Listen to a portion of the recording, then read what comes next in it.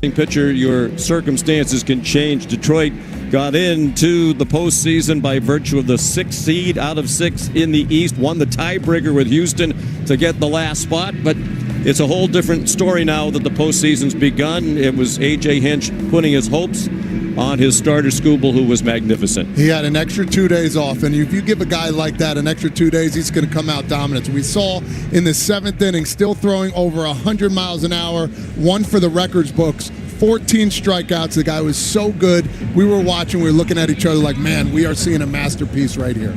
Well, Stephen Vogt, the Guardians manager, said that his team's back's been up against the wall really all season long. They were 15 and a half games out of first place back in early July and rallied to win the Central Division.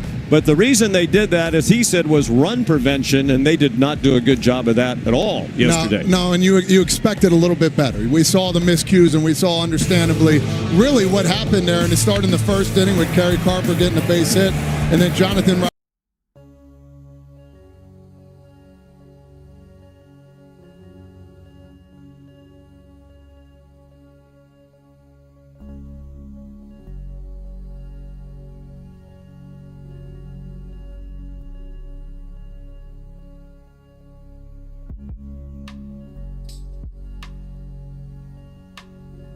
and oh my God, the Tigers won the game. Yeah, so much strange about yesterday. The uncharacteristic bad defense. Detroit 2 sacrifice bunts. They had only 5 the entire regular season.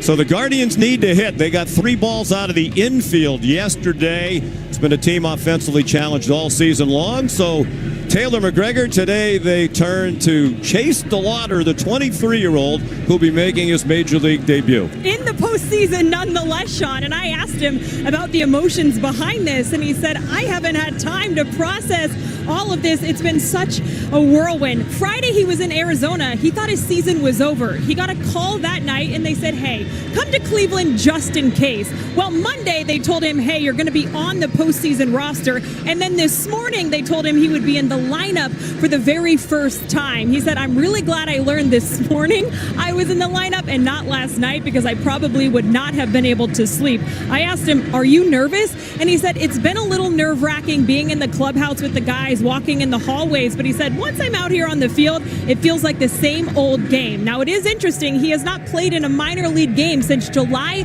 11th. So he's been taking a ton of live BP. And he told me, Sean, he feels like his swing is in a really good spot, which would be a good thing for the Guardians. He's battled injuries throughout his brief minor league career. He's played in only 138 minor league games.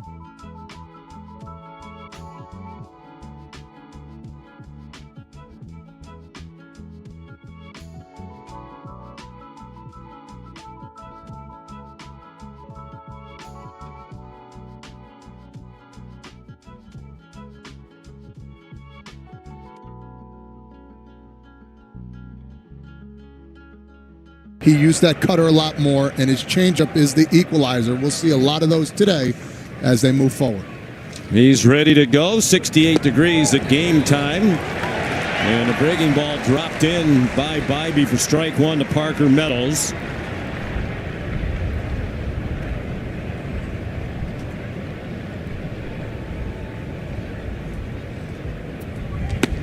And Vive misses up and away. This is just the third time all year that A.J. Hinch has used the same lineup in back-to-back games.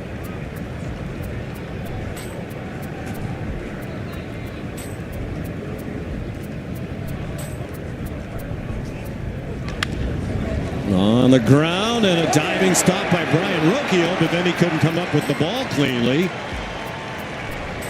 And he got up as if he might have injured himself. And he's still trying to walk something off. His glove's on the ground, and it's an issue with his left arm. He's waving the trainer away. It looks like Stephen Vogt wants to go out there and make sure his second baseman's all right. Yeah, one of those plays when you're diving to your left side, getting that hand caught up, you want that glove to stay in the air a little longer. It looks like he got his wrist rolled over. What a heck of an effort, though, to try and knock that ball down and get it. Oh, yeah, you see the hand go back there. Luckily, the glove came off and didn't get stuck in the grass. That could have been a little bit worse for him.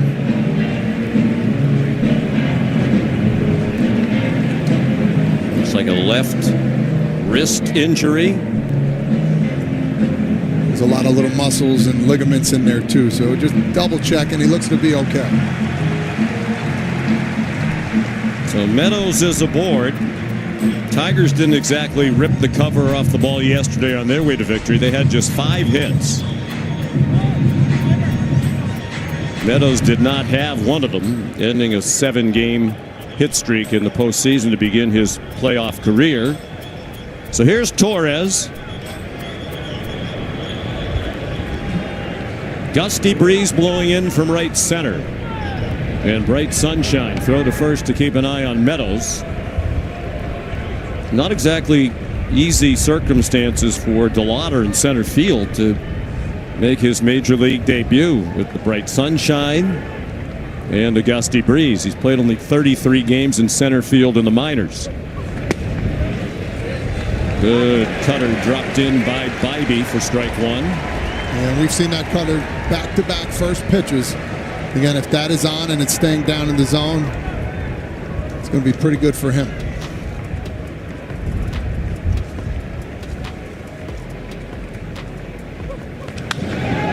And right on cue, a fly ball to DeLauder in center field, and he drops the ball.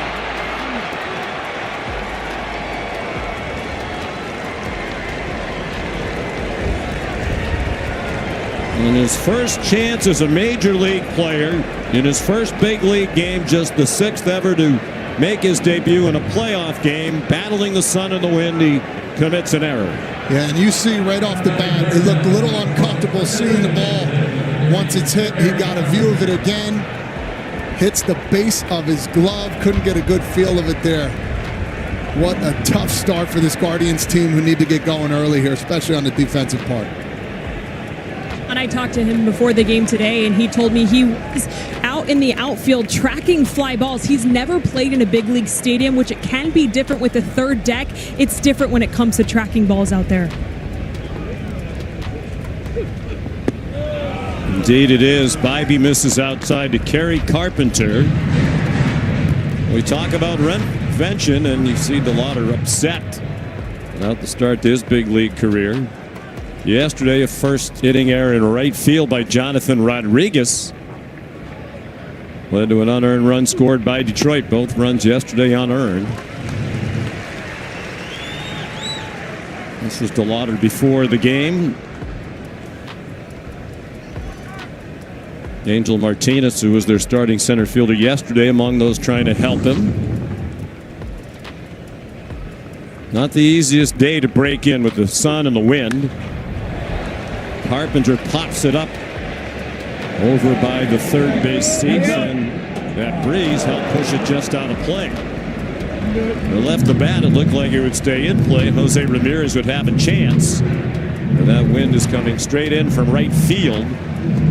and push that ball out of play.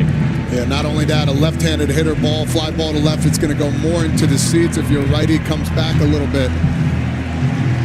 Seems like the Tigers are getting all the little breaks here on the early going. That wind is heavy blowing in, too. It was Carpenter who scored that unearned run in the first inning yesterday after he singled, took second on the air, and scored on a 2-out single by Torkelson, who's on deck. The ball down and in. And a good block by Bo Naylor, the new catcher today for Cleveland. Austin Hedges was behind the plate yesterday. Stephen Vogt said, we're going with our best hitting lineup today. Loaded with left-handed bats, as you'll see when they come up. And we take a look at their lineup.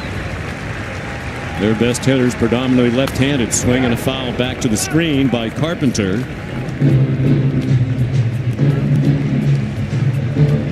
Carpenter takes a ferocious swing. He gets in there and attack. Doesn't matter what the count is. He's going to go really aggressive to the baseball.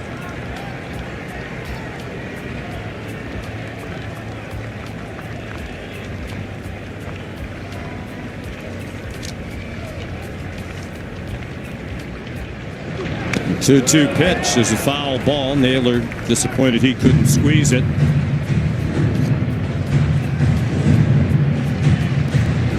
Adam Beck is the home plate umpire. Leaning in to say something to Naylor.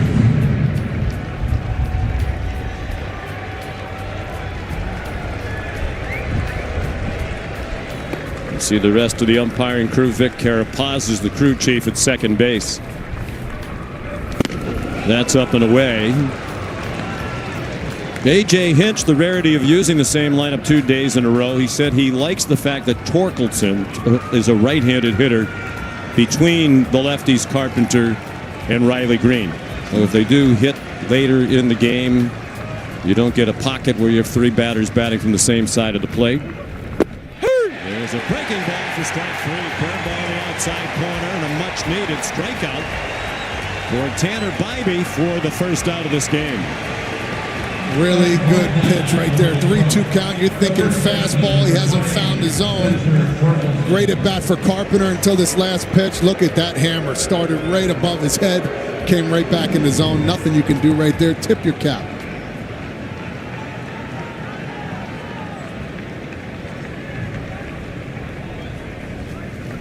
Torkelson batting now. And he swings and misses at the cutter for strike 1. He drove in that first run of the game yesterday with a looping single in the left field.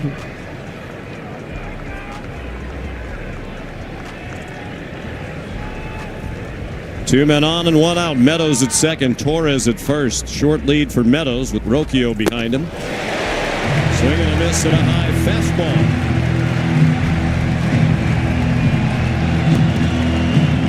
And if you're Bobby right here, changing the eye level is a big key for him.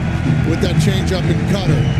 If you're getting swing and miss on that fastball up, you can manipulate down with the changeup.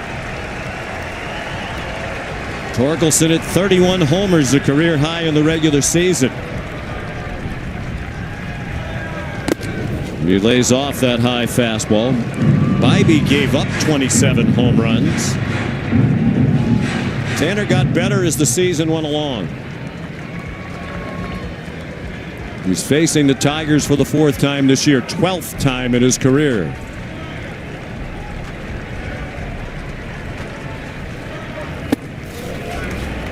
And each of his last 2 starts of the regular season were against the Tigers. He won both of them.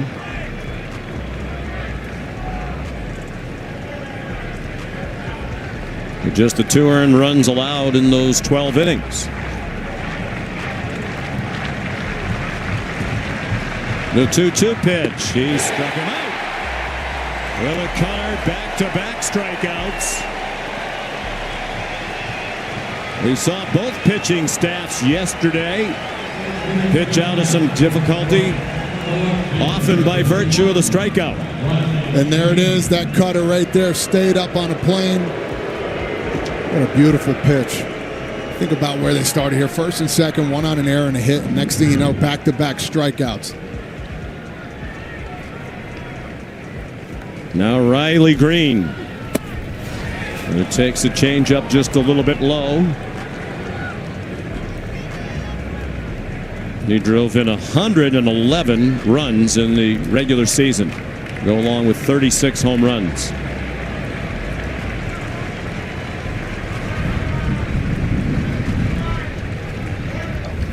Vive threw it past him.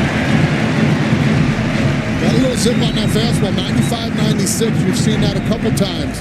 Guys are late. A little bit of a late life fastball to it. It gets on you. You think you're on it, and next thing you know, it's in the catcher's glove. 21st pitch of the inning for Vive is a foul ball, and now he's one strike away from 3 straight strikeouts and getting out of this first and second and nobody out jam.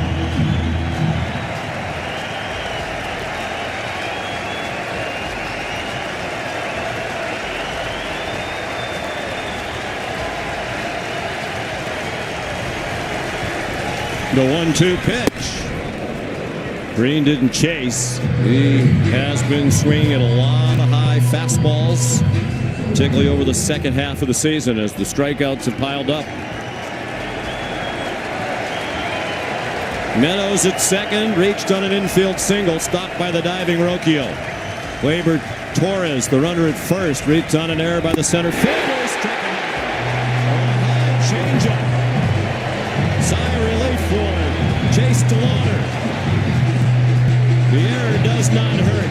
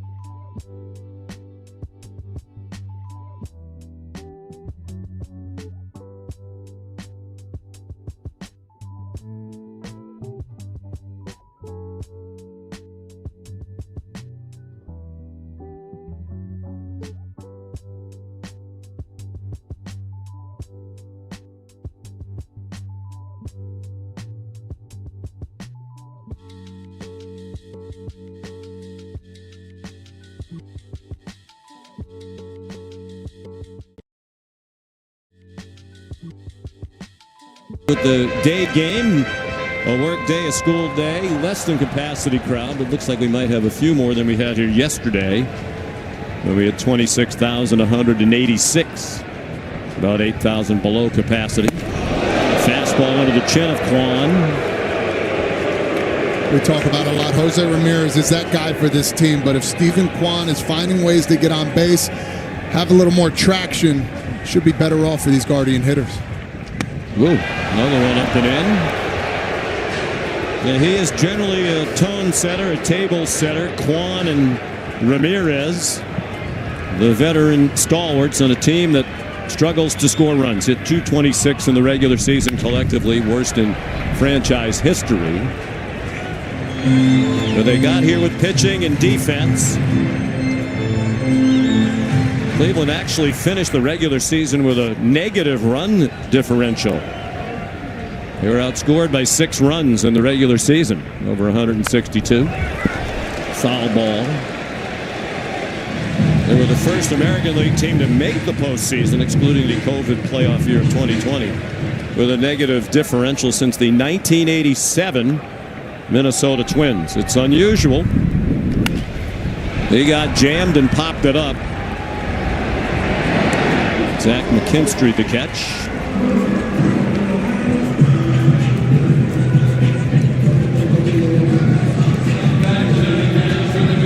You see Vive and Delata right there getting a good laugh just because they got out of it, of course.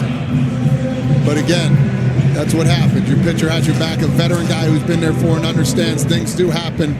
Let's go, big man. Pick it up just a little bit and he'll be just fine. Well, he's in there for his bat.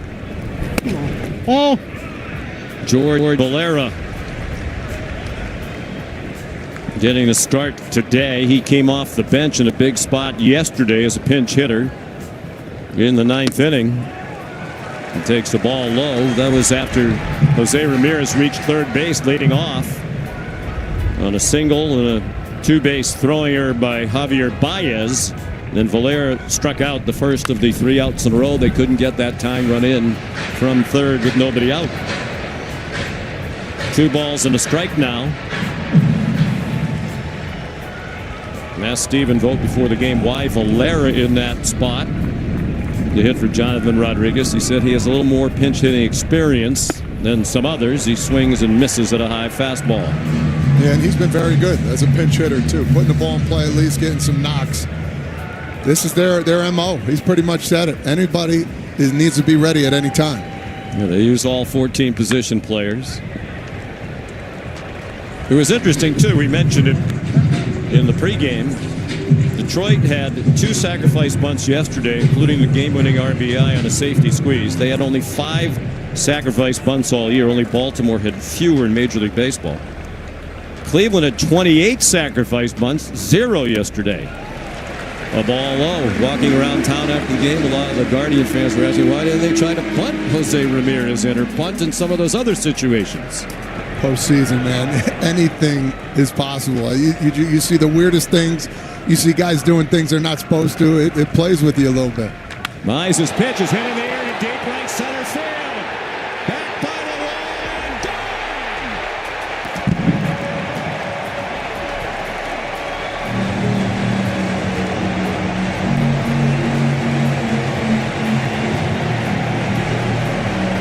George Valera, who got in only 16 games for Cleveland in the regular season and hit 2 home runs. He's hit a 2-run homer to give the Guardians the lead. 411-foot shot to right center. This is the start that the Guardians needed. A good at-bat, got the full count, drove one out of the park. Is it a solo homer, pardon me, to give the Guardians the lead after Kwan popped out?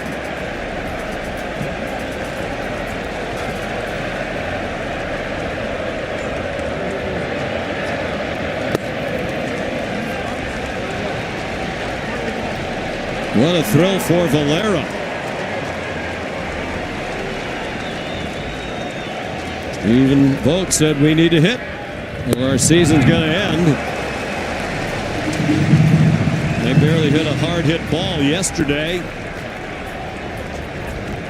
Off Skubal and Vest. And a pop-up by Ramirez in on the infield grass, and now the wind taking into foul territory. McKinstry made the catch. Yeah, we know the wind's blowing in from right field tremendously, but guess what? Valera said, so what? 4-seam fastball right above the letters. Look at him, watch. Look at the hands follow through in the eyes. Will tell you where the ball's going to go. Lean back on him right there. Valera, especially after the bat yesterday, coming through there. Yeah, look at me. Here they are, the Guardians. They're here to play. His first career postseason home run. Kyle Manzardo, 1 for 4 yesterday. He had the only hit that went to the outfield. Slicing foul ball again out of play, helped push in that direction by the wind. That wind didn't do anything to the ball hit by Valera. That was smashed through that breeze coming in downtown.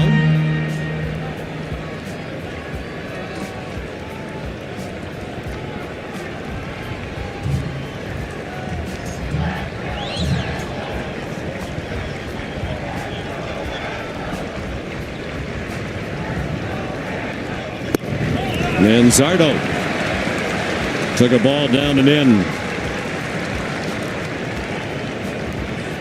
We know it's a solo home run, but at the same time, these fans have been waiting for this kind of electricity.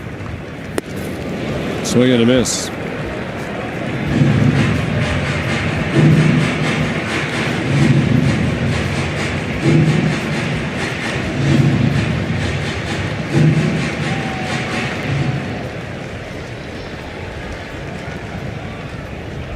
Manzardo hit 27 home runs in the regular season.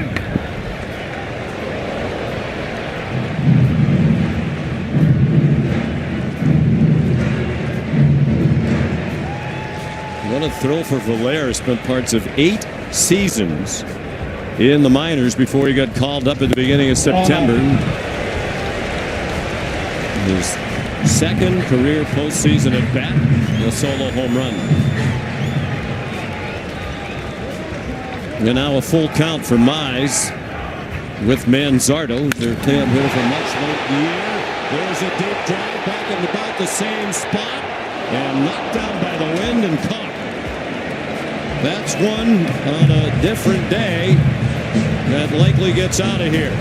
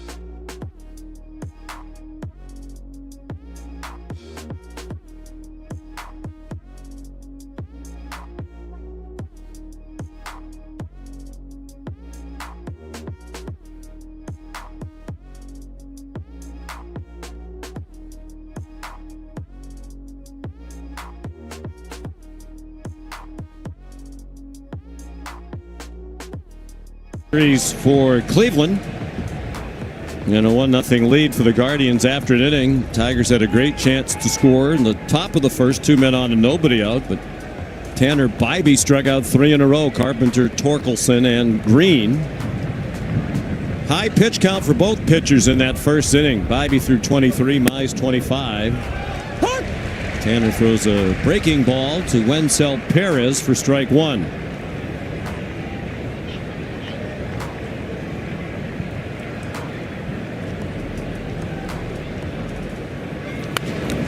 He got jammed and fouled it off. Perez dropped down one of those two sacrifice bunts for Detroit yesterday. Came in the ninth inning. He came up with runners at first and second and moved two men into scoring position.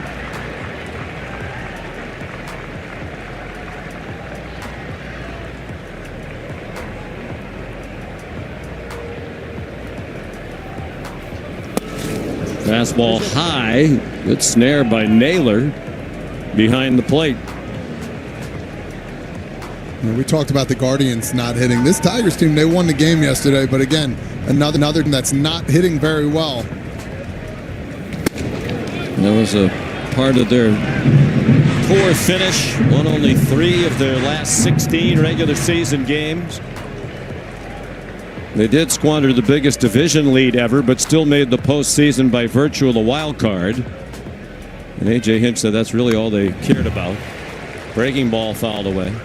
He was also asked during our meeting before the game today, he have to reintroduce the bunt sign to his team. They don't punt a lot, but he told them going into the game yesterday that the bunt was likely going to be a part of it.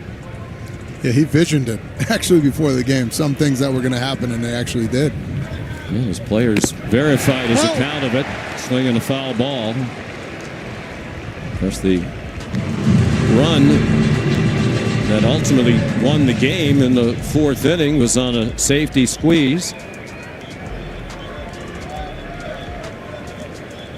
Zach McKinstry dropped it down. He said McKinstry's our best bunter. That was in the 7th inning. Brought in Riley Green. Hit in the air. It's DeLauder again. Battling the sun, and a relatively easy catch that time. And a big cheer from the Guardians fans and his family. What a relief, huh? Oh, boy. Going back on the ball is a little easier than coming in, it looks like, in the crowd. Well, they're trying to encourage the young man. Prolonged cheer there. They know the situation. They know this is his major league debut. Mom, Melissa, Dad, Jason here.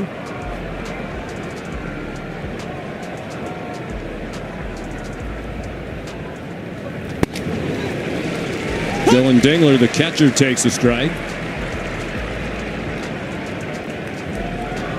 0 for 4 yesterday with a couple of strikeouts.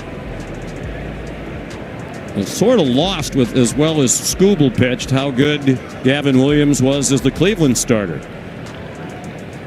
Didn't give up an earned run in 6 innings.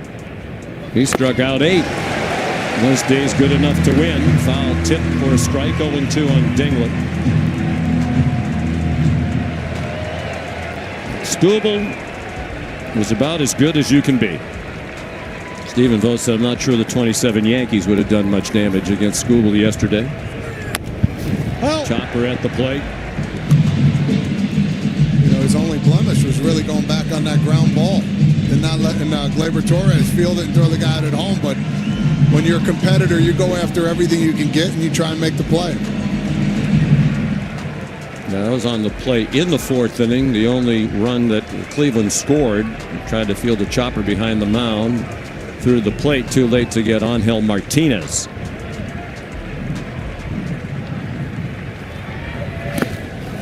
Breaking ball missed. That was one of the many impressive things about day one of these playoffs yesterday. How much Skubal had left in the tank late. How about Garrett Crochet last night for the Red Sox?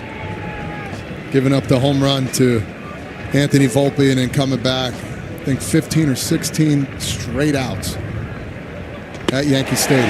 Swing and a miss.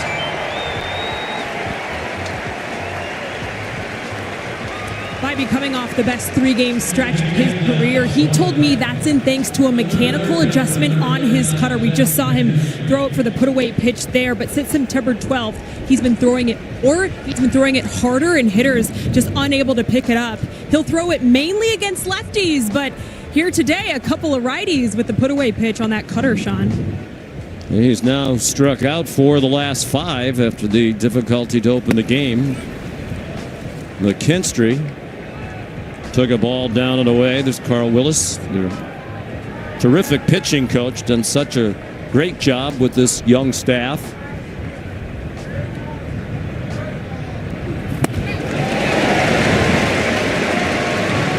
Outstanding changeup. That's what Stephen Vogt talked about Vive. Said these last 6 weeks he's really had a much better feel for that changeup. Using both of his fastballs to great effect. That fastball was hit on the left, and there was a nice ball going a long way to his left to throw out McKinstry.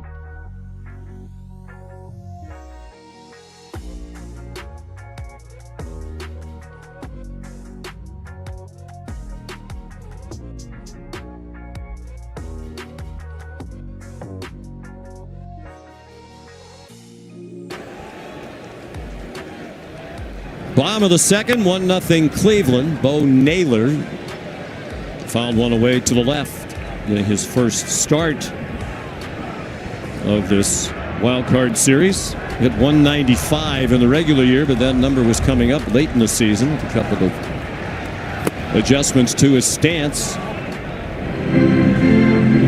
Yeah, definitely. He widened his stance big time, cut down so he could see the ball better and use that barrel to find some more line drives, and it's worked out really, really well for him. Of course, Stephen Vogt, a former catcher, he said when you rely on your legs a lot in your swing, especially as a catcher, you have a big, high leg kick. As the season goes along, that can get harder and harder because invariably the catcher's legs go to jelly as the season progresses.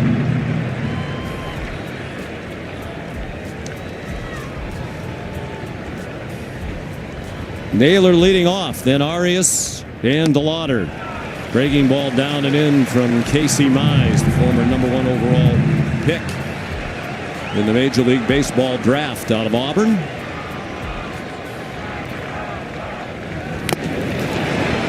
Swing and a miss for strike 3.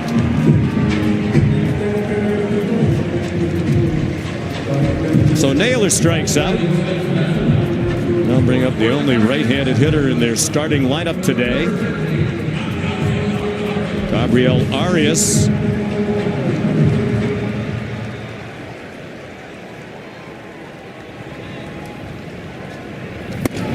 He swings and misses at a high fastball at 96.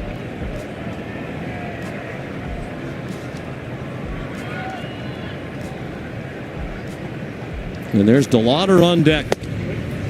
About to have his first major league at bat. And it'll come in a postseason game. The mindset of him on the on-deck circle. There's a lot going on inside his head. Understandably.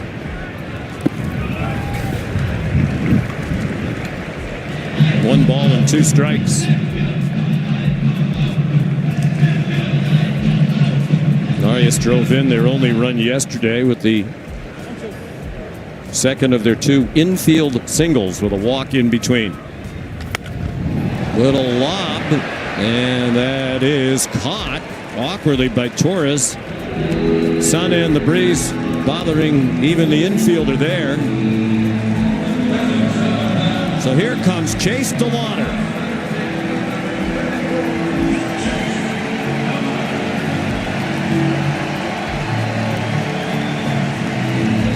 His family capturing the moment. Many of these Guardian fans on their feet. They've been waiting for him for a while. He was their first-round pick in 2022. He swings and misses at a splitter for strike 1. And ever since he was drafted, he has battled injuries. Just 34 games at AAA Columbus this season.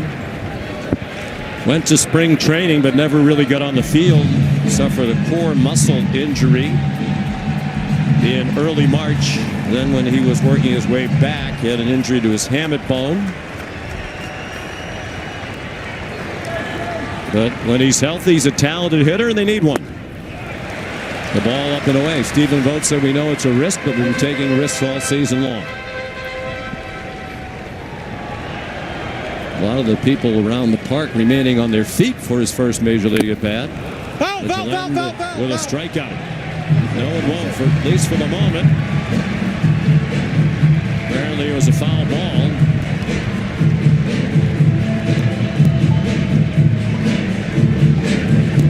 He definitely got a piece of it. Let's see if it's caught.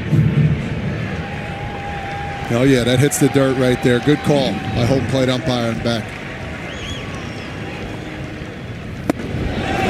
And he takes a 96-mile-an-hour fastball up and away.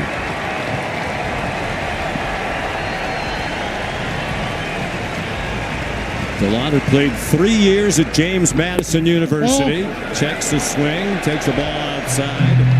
No swing, sets Stu Sherwater, the third base umpire.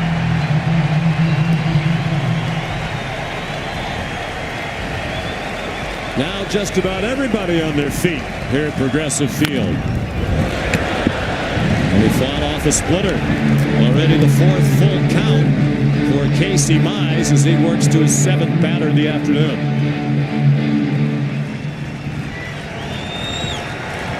See if he challenges him here with a fastball. Ball 4. He missed outside. After barely staying alive on that foul tip, DeLauder reaches base in his first major league plate appearance. Just the 6th player ever to make his major league debut in a postseason game. The first since 2020.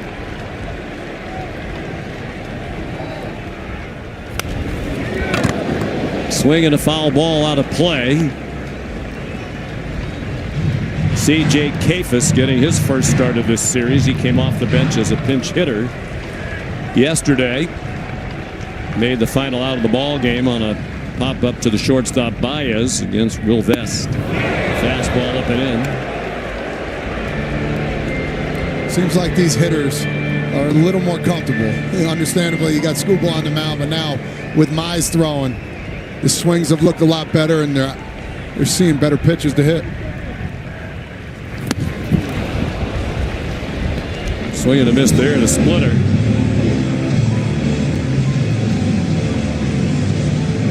Well, both managers anticipated getting into the bullpens earlier today. And the pitch count is probably going to make that a reality, maybe even sooner than they thought. Hit down the first, a fair ball, and Torkelson makes the play. to end the inning. It's a lot of reach.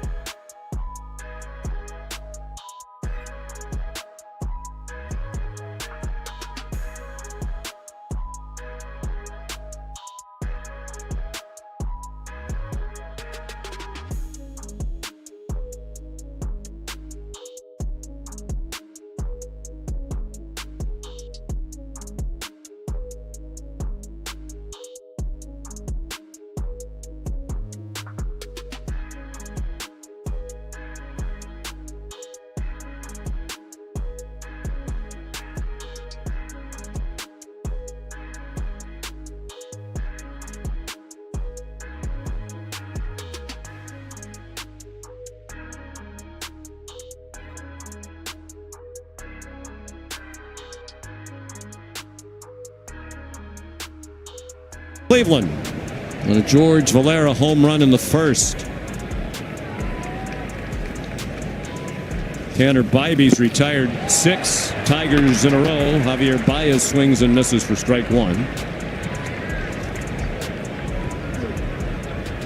He had 2 hits yesterday, one of the few hitters who actually kind of enjoyed game 1. 2 opposite field singles. Oh, no. Looked like he offered, and he did. Trying to bunt against the Bybee breaking ball. Breaking out all the stops here. Ramirez playing way back at third. Had to have a perfect bunt to get down there to first base.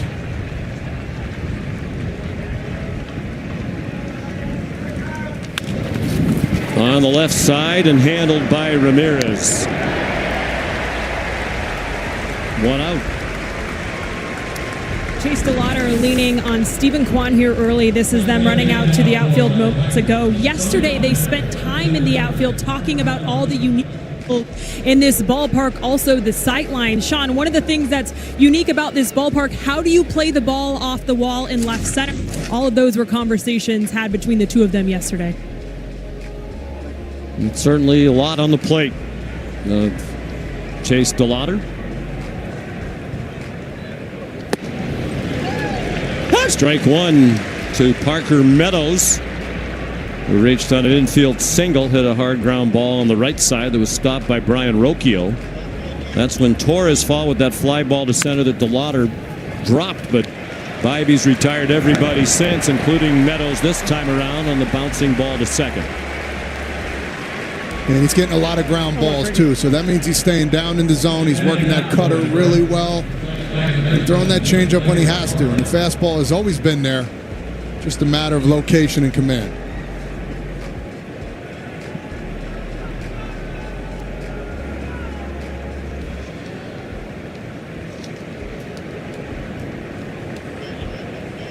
Eight in a row retired by Bybee. Torres ends that streak with a smash into the gap in left center, cut off by Kwan. Then it's a single with 2 outs for Torres, the second hit for Detroit, both of them singles. Yeah, second time around, too. He saw the cutter first pitch last time. Might as well go and sit on it next at bat here and take your chances. And he got the pitch he hit, and he drove it to left center. Torres had 4 stolen bases during the regular season, was thrown out once. Here's Kerry Carpenter, the DH. And that one gets away from Naylor. And down to second goes Torres on a wild pitch.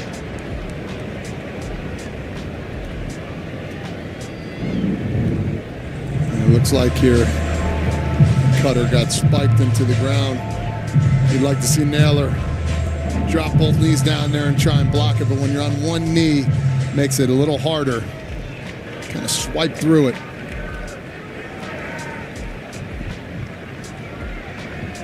Often the subject of debate about whether that's the best technique or not. Popped up on the left side. Again, the wind whipping it way over toward the edge of the seats, but it stayed in play for Ramirez with a short commute into the Guardian dugout on the third base side.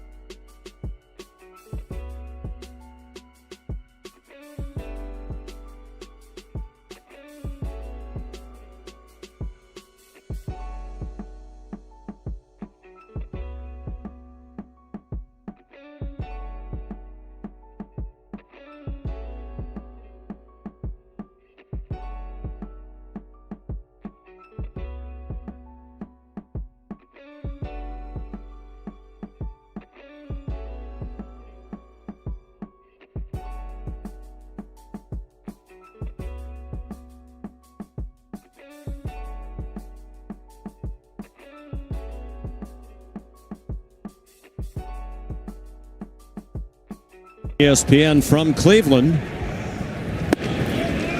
Guardians leading 1-0. Game 2 of this best of 3. Detroit won yesterday 2-1. Trying to win and advance to the division series. The winner of this series will take on Seattle. Ryan Rocchio hits a high fly ball to right. Perez shielded the sun for a moment and then made the catch. There aren't going to be too many easy chances today. The ball's hit in the air with this bright sunshine and the breeze gusting now up to 21 miles per hour. You see Wenzel Perez there turning his whole body towards the foul line there in right field, but keeping his eyes shielded away from the sun. Casey Mize has allowed just 2 base runners one time through the batting order. He threw ball one to Stephen Kwan, who led off the Guardians first with a pop-out. Now a line drive slicing foul. Big turnaround for Mize, 14-6 this year, as we mentioned earlier, after he was left off their postseason roster a year ago. Yeah, this guy, he's a perfectionist. He's a guy that wants to do everything right. AJ Hinch told us even if he has a good outing, he's always pinpointing the one or two things that he could have done better. Sign of a winner right there. He induces a pop-up. Baez waves off the outfielders. 2 outs. And here comes George Valera. In his second postseason game, his second postseason at bat. A home run for the only run of the game so far. Jolted some excitement in these Guardian fans. Something that they definitely needed. Lines that one to left, but it stays in the air for Riley Green. A 6-pitch inning for Mize, who really needed a low pitch in.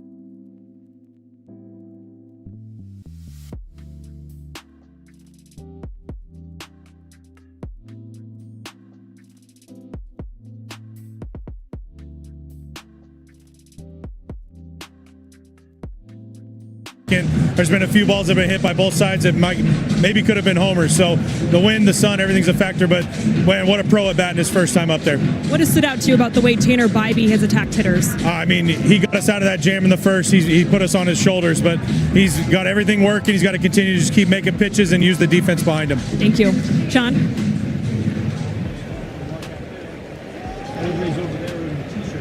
All right, Taylor, thank you. Bybee pitching very well.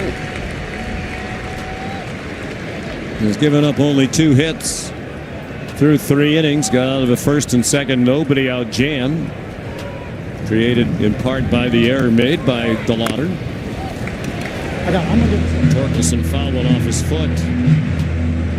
A lot of people think, wow, this young man hasn't played in a major league game and now you're putting him into a playoff game. But Stephen Vogt said as soon as DeLauder was ready to go, he was going to be here. They've been waiting for this for a while. It's just been the injuries that have prevented him from being a big leaguer. Yeah, and it's an opportunity. You think about him, he's a right fielder too, playing center field at a big league stadium. Has never seen a triple deck before. His balls are coming off different, everything. And that's what early work is for. I think he'd take this opportunity every day of the week.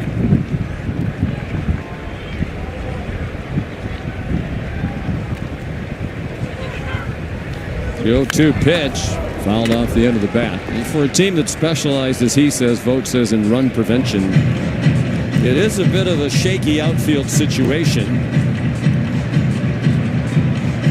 DeLauder new, battling the conditions, playing out of position. Valera not regarded to be a very good defensive outfielder in right.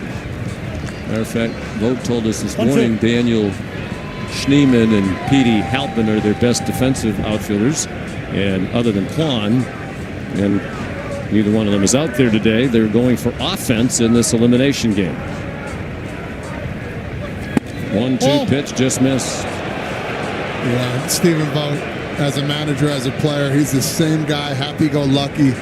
You can see the excitement on him every time you talk to him. They lost 2-1 yesterday. Comes into today, understanding this team's been there before.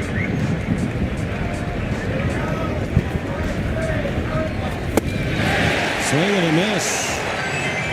The cutter take a little off, and Torkelson strikes out for the second time. Back to that cutter. Pitch that he found back in September versus the White Sox. Just a little baby cut that gets you out in front underneath the ball.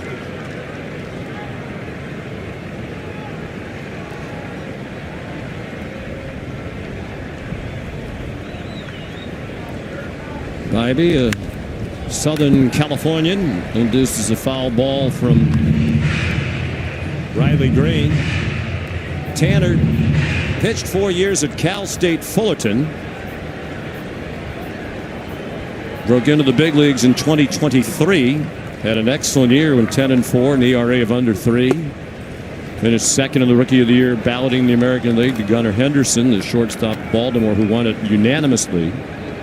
Another good year last year, 12 wins. He signed a contract extension this March. And some think perhaps his struggles at the beginning of the year were in part due to trying to prove he was worthy of the big extension. Good changeup there. And he's ahead of Green. And some guys usually think to get that contract, they kind of ease off the pedal a little bit. He wanted more, and for a guy like this, less is more. He's been dominant throughout his whole career. Overthinking just a little bit.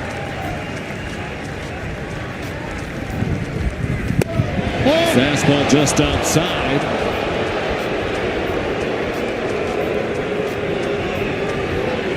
You see him shaking his head up and down in a positive way. He knows, he's like, all right, I'll take that one. That's fine. He's been living around his own this whole game, getting a lot of swing and miss. Bounce that one out in front of the plate. And Green has battled to a full count. Riley's had a historic season. 31 doubles, 36 homers, 111 runs batted in the regular year. The only other player to reach that in Tiger history in his age 24 younger season, Hank Greenberg, one of the great players in the history of baseball. Green has another hit. It short hopped Valera and got past him. Green's going to try for 2, and he got there. Scored a double. It certainly wasn't an easy play for Valera. But if he's able to field it on that tricky hop, it's a single for Green.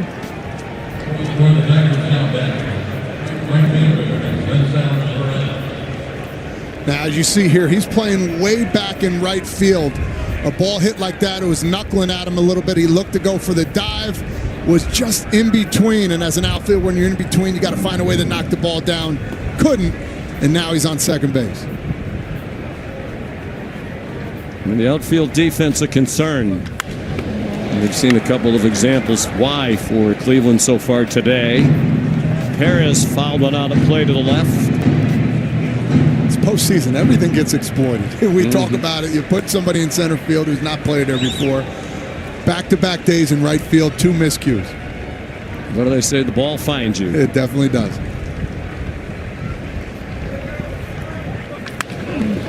Perez hit it hard on the ground. Bobbled for just a moment by Kafis, but he makes the play. On the third goes Green with 2 outs. In the fourth, Cleveland leading 1-0 on a home run by Valera in the first inning.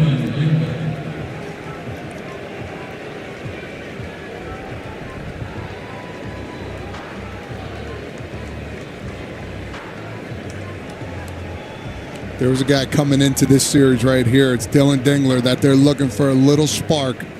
They know about how good his defense is. They know he can hit the ball. He's just been a little late on fastballs and underneath on the off speed. He's had a very good year. A.J. Hinch said a terrific leader, great game caller. All the mechanics should want from a catcher, and the hitting's been a little bit better than they thought overall. He takes a strike on the outside corner.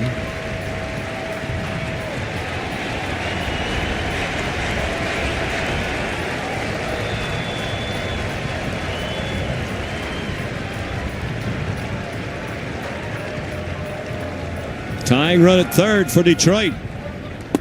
That one just a little bit high. As you might expect in a 2-1 game yesterday, both teams struggled with runners in scoring position. Detroit went 1 for 8. Cleveland 1 for 7. Vive's 1-1 pitch. Outstanding outside corner, knee high.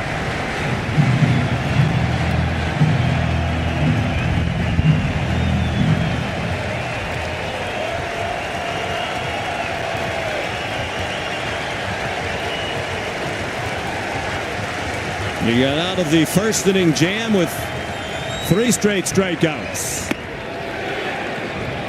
Trying to strike out Dingler, who wouldn't chase the pitch well off the plate.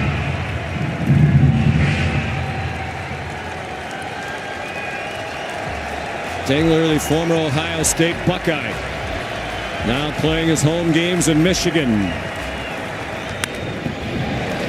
Popped up.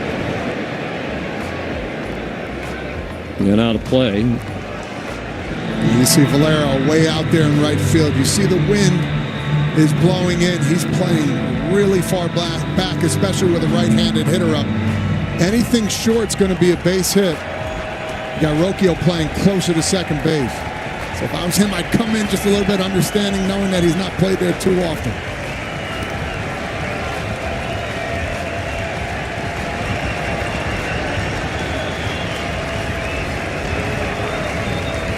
Maybe with his 66th pitch here in the 4th inning. And it's a chopper foul. Dingler from just down the road, Massillon, Ohio. Jackson High School.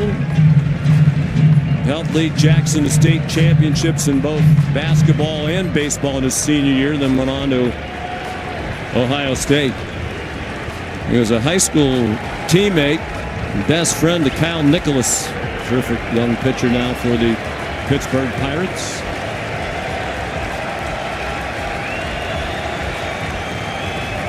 Vive having a tough time putting Dylan away.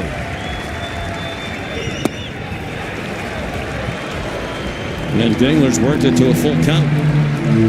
Good adjustment there. A couple cutters and some breaking pitches all on the outer half. So he's definitely looking out over here.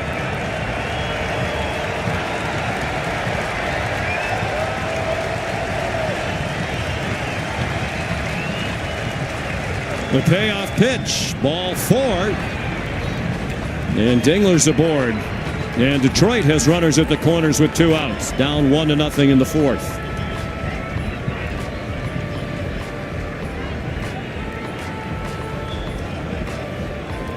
And Carl Willis goes to the mound.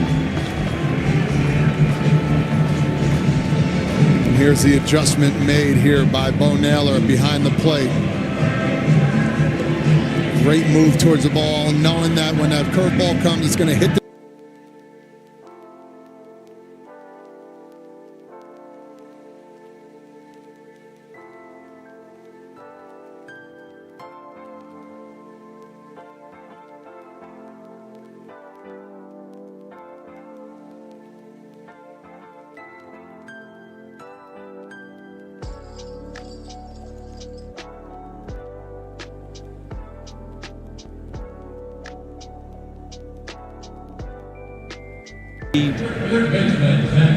will ride Vive deep into the game, even in elimination games. Sometimes managers are quick to go to the bullpen quicker when facing elimination, but both said they're going to ride Vive until it's obvious he needs to come out.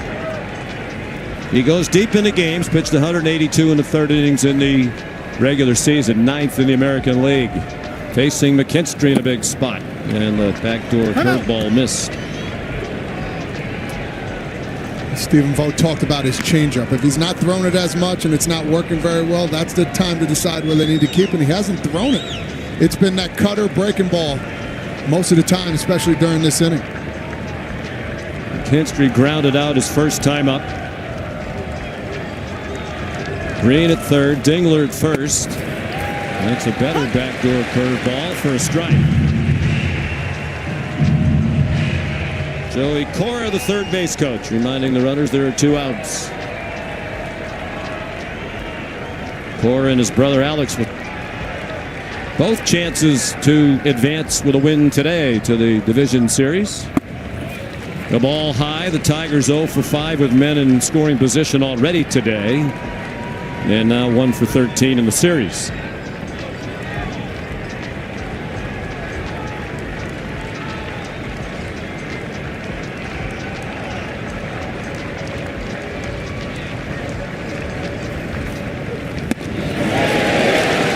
The called strike on another curve.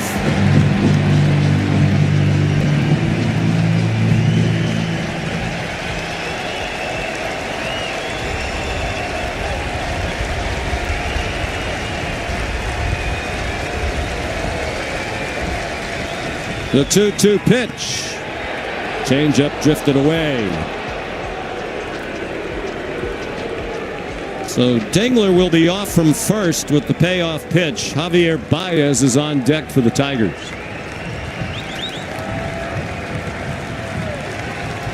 Fourth full count for Vive, second of the inning. Dingler runs. The pitch is low. Back-to-back walks to load the bases.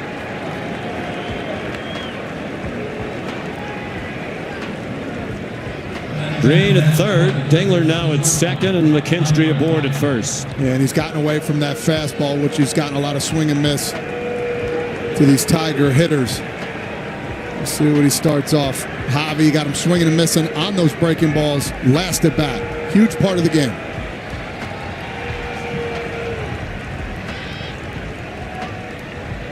Baez grounded to third his first time up.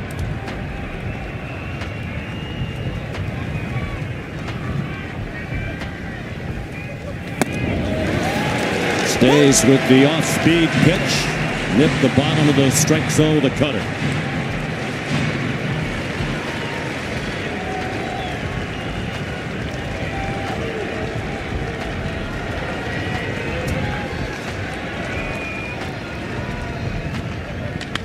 Hit hard up the middle and a base hit. Green has scored. Dingler's coming around. The throw goes to third. Safe. McKinstry safe there. Baez winds up at second base. And the Tigers take a 2-1 lead.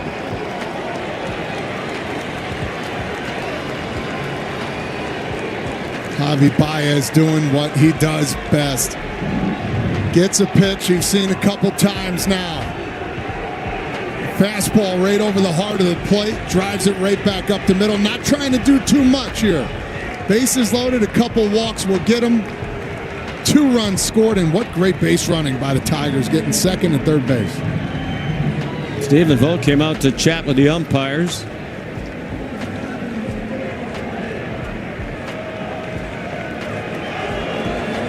I think they're challenging that play there. Was McKinstry safe? Or was he tagged out? He was called safe. Look at the replay review powered by Zoom. Vic Carapazza is the crew chief.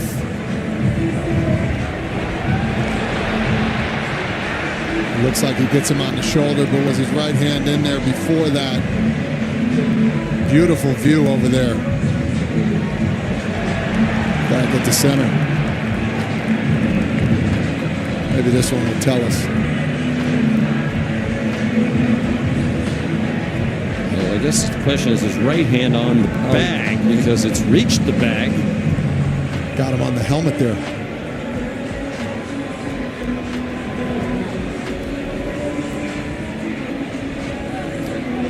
Wow, that's tough. Yeah. I think he does get the helmet before that right hand gets in. Look at the right hand. It misses the base.